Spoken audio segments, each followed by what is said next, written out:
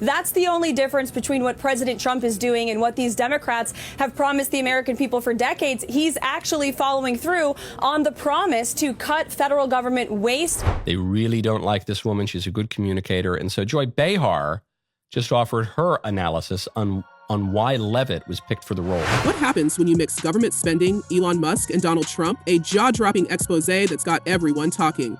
Trump's new press secretary, Karoline Leavitt, isn't just making headlines, she's flipping the entire script. At just 27 years old, Leavitt made history as the youngest press secretary to ever step up to that podium. But what she revealed in her first briefing? It's nothing short of explosive. Buckle up, because we're diving into the receipts, the backlash, and the drama that's lighting up both the media and public alike. In the media, because I think it's a real fallacy that there's this alleged lack of transparency when it comes to Doge. President Trump and Elon Musk have been incredibly... Picture this, the White House briefing room packed like never before. Journalists, critics, and even some skeptics were eagerly waiting to see what this new young press secretary had to offer. Would she stumble? Would she play it safe? Nope. Leavitt came out swinging with a collection of receipts, literal receipts that had jaws dropping. And let's just say, if you're a taxpayer, you might want to brace yourself. Leavitt kicked things off by addressing what she called fraud, waste, and abuse in government spending, unveiling examples that left the room in stunned silence. Among the most outrageous, a contract for over £3 million for a Council for Inclusive Innovation at the U.S. Patent and Trademark Office. And get this, another contract for £57,000 was reportedly allocated for climate change in Sri Lanka. Now let's pause here. How does that benefit the average American? That's exactly the question Leavitt aimed at the press, and honestly, the room had no good rebuttal. She called these expenditures a direct violation of Trump's America First agenda and promised that the administration, with Elon Musk's help, was on a mission to stop the madness. We have contracts upon contracts that we can send and provide this information to you. Let me be very clear. We are not trying to hide anything. And speaking of Musk, his involvement in this is just as wild as you'd expect. According to Leavitt, Musk isn't just a billionaire tech mogul anymore. He's a key player in what they're calling the DOGE initiative. That's right, Musk is apparently helping the government identify wasteful spending through this program, and they're not being shy about flaunting their findings. Screenshots of contracts? Check. Tweets detailing questionable payments? Oh, they've got those too. The White House even made it clear that all this information is public and available for anyone to look up, which is either a masterstroke of transparency or a PR move so bold it's almost genius. But not everyone is buying it. Democrats have been quick to fire back, calling these revelations political theater and accusing Leavitt of cherry-picking examples to push Trump's agenda. Some are even questioning Musk's involvement, with one reporter asking whether his role creates a conflict of interest. Elon Musk is complying with all applicable federal laws, Leavitt shot back, adding that Musk consults directly with Trump before moving forward on anything. It's a bold defense, but not enough to silence the critics. I think she's probably been put in there because, according to Donald Trump, she's a 10. Public reaction, though? That's where things get really interesting. Social media has been lighting up with people on both sides of the aisle chiming in. One user wrote, "Anyone who pays taxes should be outraged on how our tax money is being spent." Another added, "The only problem I have is that if they are identifying fraud, they need to get to the bottom of the fraud and prosecute the people behind it." And honestly, they have a point. It's one thing to expose wasteful spending, but what happens next? Will there be accountability, or is this just another headline-grabbing moment that fizzles out? But it's not just taxpayers and media personalities weighing in. Some former government officials have also joined the conversation, offering their own perspective on the revelations. One anonymous former federal employee suggested in a viral post that the level of fraud and waste being revealed is likely far more widespread than most Americans realize. They claimed this could merely be the surface of a much larger issue and speculated that deeper investigations would uncover billions more in misused taxpayer money. This statement triggered widespread speculation online, with discussions swirling about what other hidden expenses might still be buried within government records. Because she said something yesterday that really pissed me off.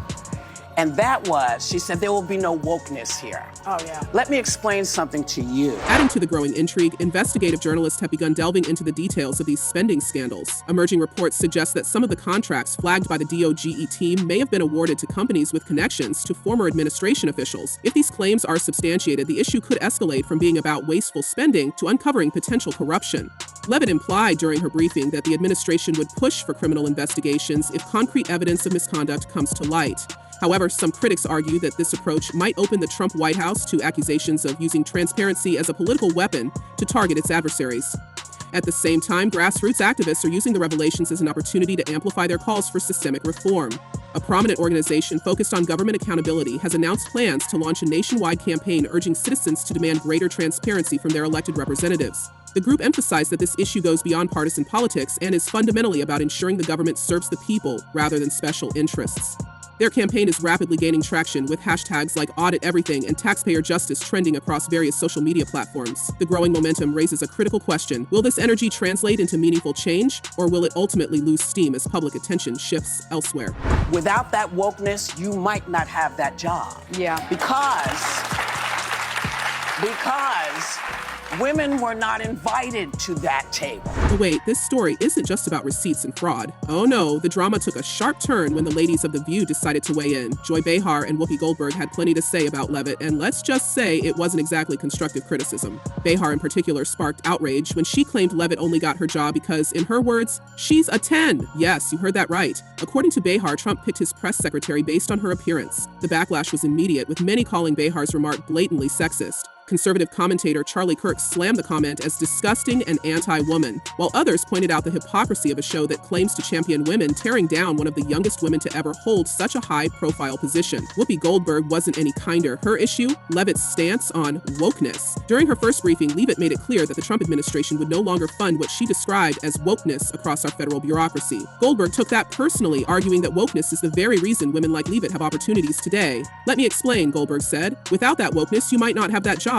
Ouch. But while the View hosts were busy throwing shade, Leavitt was making waves with a bold new policy that could change how the White House interacts with the press. She announced the introduction of new media seats in the briefing room, specifically for independent journalists, podcasters, and influencers. This move has sparked a heated debate, with some praising the decision as a step toward greater inclusivity and others warning it could open the door for misinformation. Even Sunny Hostin, another View panelist, chimed in, questioning whether these new voices would meet the same journalistic standards as traditional media. Why are they qualified to sit in the White House briefing room, she asked. Critics of the move argue that it could dilute the seriousness of White House press briefings, but supporters say it's about time independent media got a seat at the table. Karoline Leavitt, she's just 27 years old, but boy, was she giving it to the Trump haters in her first White House briefing. And then there's the bigger question. What does all of this mean for the future of government accountability? If the Trump administration genuinely intends to address wasteful spending, it could establish a precedent for future administrations to follow. However, some observers on social media have emphasized that identifying fraud is not enough. They argue that the individuals responsible must be held accountable through prosecution. Without tangible consequences, these revelations risk being dismissed as yet another instance of political theater with no real impact. Back in the briefing room, Leavitt continues to stand her ground, unbothered by the controversy swirling around her. She's promised to keep exposing wasteful spending and has even hinted at more bombshells to come. Whether you see her as a hero fighting for accountability or a mouthpiece for Trump's agenda, one thing is clear: she's not backing down. Dang, Rowan, I couldn't do that at 27. No nonsense, straight to the point, courage, detail. So here's where we're at. Government contracts are under the microscope. Elon Musk is suddenly a key player in federal transparency, and Karoline Leavitt, at just 27, has become one of the most polarizing figures in Washington. Will this new era of transparency lead to real change, or is it just another moment in the endless cycle of political drama? What do you think? Should more independent voices be allowed in the White House press room, or does it risk undermining journalistic standards? And will this new push for transparency actually lead to consequences for those responsible for wasteful spending? Let us know your thoughts in the comments below. Thanks for watching, and we'll see you next time.